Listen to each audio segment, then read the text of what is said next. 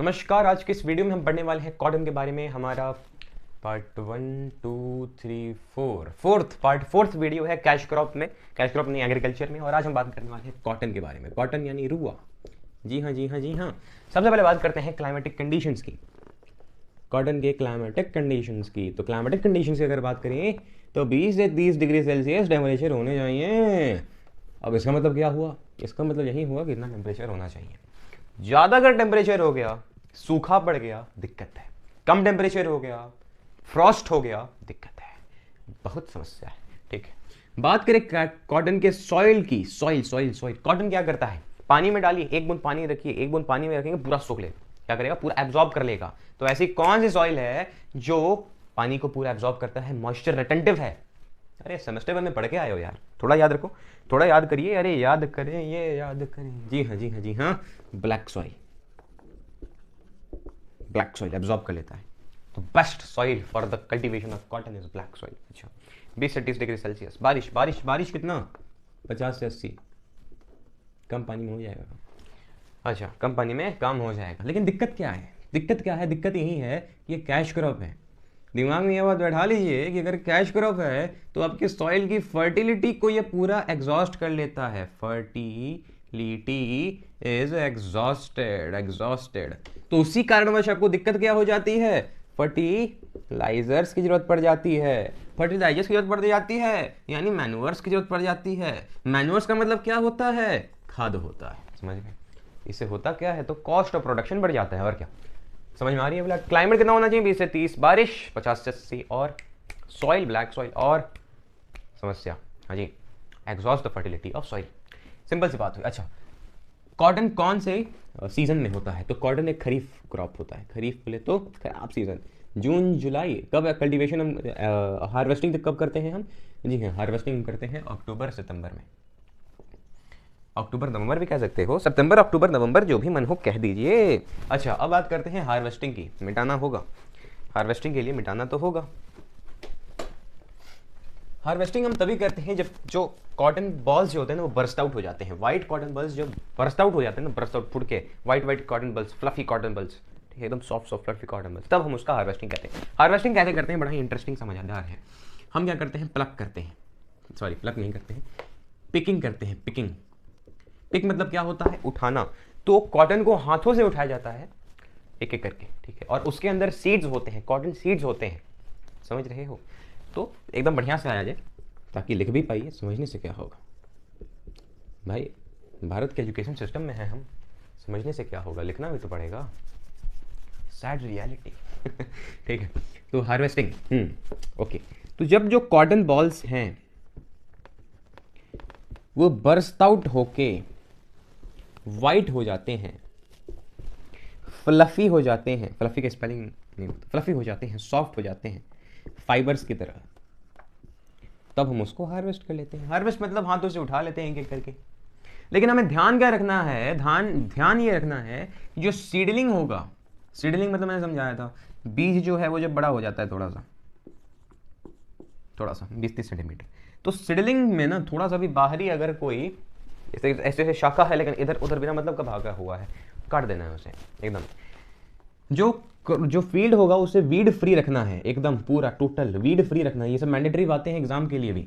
Seeding तो weed free मतलब, weed का मतलब होता है घास फूस। जो आप कल्टीवेशन कर रहे हो, घास फूस जम गया तो उसे एकदम वीड से एकदम दूर रखिए। एकदम नहीं, क्यों सवाल है। वाई एकदम प्रश्न आना चाहिए। इसलिए हम करते हैं क्योंकि जो कॉटन होता है कैश क्रॉप जो होते हैं सॉइल की फर्टिलिटी को एग्जॉस्ट कर लेते हैं। और अगर एक वीड भी आ जाए तो पूरा फर्टिलिटी एग्जॉस्ट हो जाएगा और हमारे लिए घाटा पड़ जाएगा, है हमारे लिए घाटा पड़ जाएगा। और क्या? और कुछ इंसेक्ट्स होते हैं डिजीज फैलाने वाले, उन इंसेक्ट से भी बहुत दूर रखना होता है। उस इंसेक्ट का नाम मेरे ख्याल से पर्ट होता है, पर्ट, I am not sure, but हाँ जरूरी है इंसेक्ट से भी दूर रखना। अच्छा, फिर बात करते हैं, हार्वेस्टिंग हमने कर लिया, अब बात करते हैं प्रोसेसिंग। प्रोसेसिंग हम कैसे करते हैं भाई? तो प्रोसेसिंग करने के लिए सबसे पहले हमें क्या करना होगा? उसे माइल में देना होगा। माइल में देने के बाद एक मशीन होता है जिससे हम कॉटन फाइबर को उसके कॉटन सीड से अलग कर लेते हैं। इसी प्रोसेस को हम पिकिंग आउट कहते हैं, जिसमें हम प्रोसेसिंग करते हैं। जैसे कि कॉटन एक है, कॉटन बॉल को हम क्या करते हैं? कि उसका जो फाइबर होता है यानी फ्लफी जो बॉल्स होता है उसका हम उसके सीड से अलग कर लेते हैं क्योंकि उसके अंदर सीड, और इस प्रोसेस को हम गिनिंग कहते हैं। क्या कहते हैं? गिनिंग। तो गिनिंग बार बार प्रीवियस ईयर मैंने निकाल के रखा है, देखिए मैं आपको दिखा देता हूँ कुछ क्वेश्चंस प्रीवियस ईयर के हम देख ही लेते हैं, ठीक है, ताकि आपको प्रिपरेशन भी हो जाए एग्जाम के लिए, भटकना ना पड़े। क्वेश्चन आया कि state the climatic requirements for the cultivation of cotton, बता दो। ये पता हो पहले बारिश कितनी होनी चाहिए? 50 से 80, टेम्परेचर 20 से 30, बहुत बढ़िया।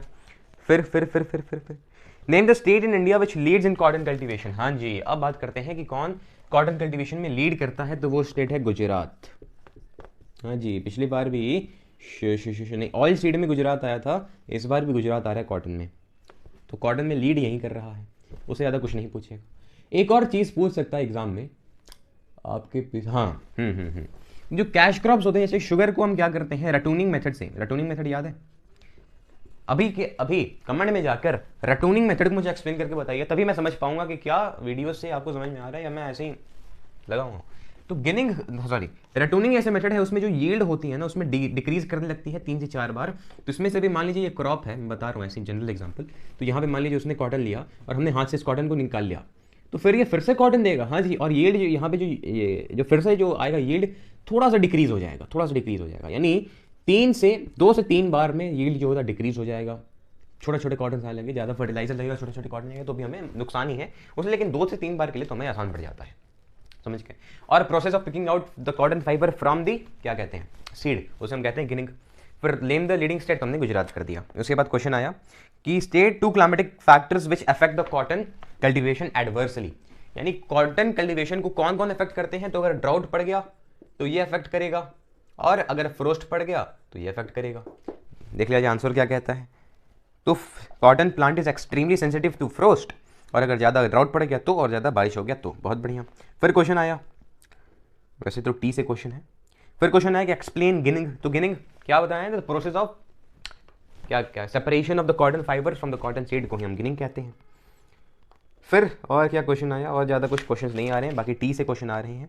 अब टी के बारे में बात करते हैं, आखिर टी क्या चीज़ है जो हम चाय पीते हैं। तो टी वैसे नॉर्मली अलग प्रकार के होते हैं, एक होता है ब्लैक टी, एक होता है ग्रीन टी, बाकी मुझे क्या पता करिए आप। तो मैं बताऊँ T T T T T T सबसे पहला बात ये याद रखना है कि T is grown in hilly areas.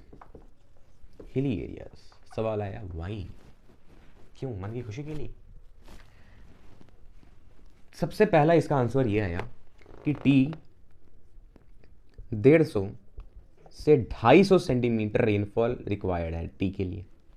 अभी तक तो इकलौता है जिसमें इतनी अधिक बारिश लग रही है, लेकिन इसके साथ ही अगर वाटर लॉगिंग लग जाए तो इट्स डेंजरस, समझ रहे हैं ना? इट्स रियली डेंजरस अगर वाटर लॉगिंग लग जाए। अगर मान लीजिए प्लेन एरिया पे टी की प्लांटिंग हम कर रहे हैं, इस तरीके से हर जगह लगाया हुआ है, बारिश पड़ गया 250 पूरा भर गया यहाँ तक, ले वाटर लॉगिंग, पानी निकल ही नहीं सकता। उसीलिए हिल एरियाज में क्या होता है, इस तरीके से हम लगा लेते हैं टी प्लांटिंग, तो पानी जो होती है इस तरीके से जरूरी नहीं है।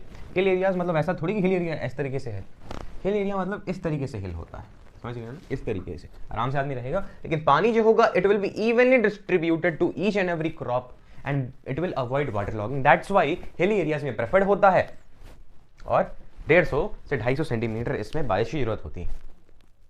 और इसे भी थोड़ा सा ह्यूमिड क्लाइमेट चाहिए होता है। ह्यूमिड क्लाइमेट मतलब ह्यूमिड हम कहते हैं 25 से 30 के बीच में, 30 से ज़्यादा नहीं होना चाहिए, 25-20 तक चला जा सकता है, 20 भी कह सकते हो, बट हाँ ये हमारा कह रहा है डिग्री सेल्सियस, ये उसका तापमान है।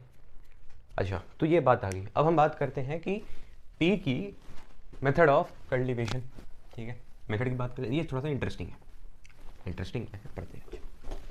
इंटरेस्टिंग इस तरीके से है कि मेथड ऑफ कल्टीवेशन में सबसे पहले हम क्या करते हैं, सोइंग करते हैं। सोइंग समझ में आता है ना, सीड का सोइंग। तो सीड को सबसे पहले हम नर्सरीज में तैयार करते हैं।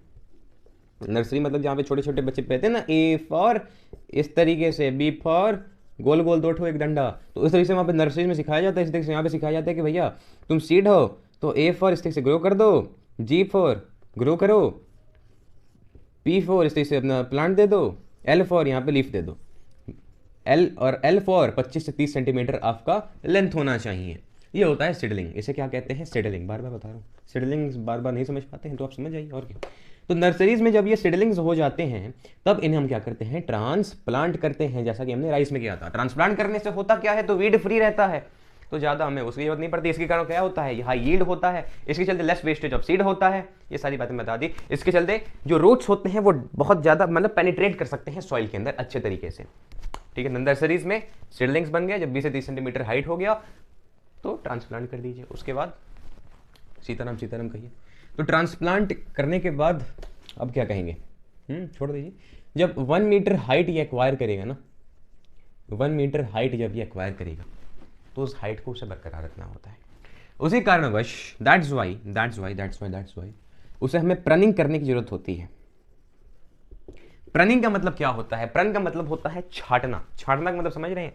किस तरीके से अगर मेरा प्लांट है, मुझे उसे इस शेप में चाहिए ताकि हर जगह इस शेप में है तो मैं हर जगह जाके यहाँ पे एक एक करके चाय पत्ती उठा लूँ, लेकिन हो क्या रहा है? एक इधर बढ़ गया, एक उसका इस तरह चल गया, मैं जा रहा हूँ कांटे चुप गए, तो ये मुझे नहीं चाहिए। तो इसको अवॉइड करने के लिए मुझे प्रन करना होता है ताकि जब मैं इसे पिक कर रहा हूं तब मुझे कोई दिक्कत ना आए। समझ में आ रही है? तो सोइंग हो गया। हार्वेस्टिंग भी ऐसे ही कर सकते हो। Harvesting is preferred by womens. Why आपने फोटो देखा होगा, आसाम आसाम देखे हैं। तो हार्वेस्टिंग वुमेन्स को ज़्यादा प्रेफर किया जाता है। क्यों? क्योंकि वुमेन्स को अगर लेबर उस टाइम करा रहे हैं तो चीप लेबर मिल जाता है।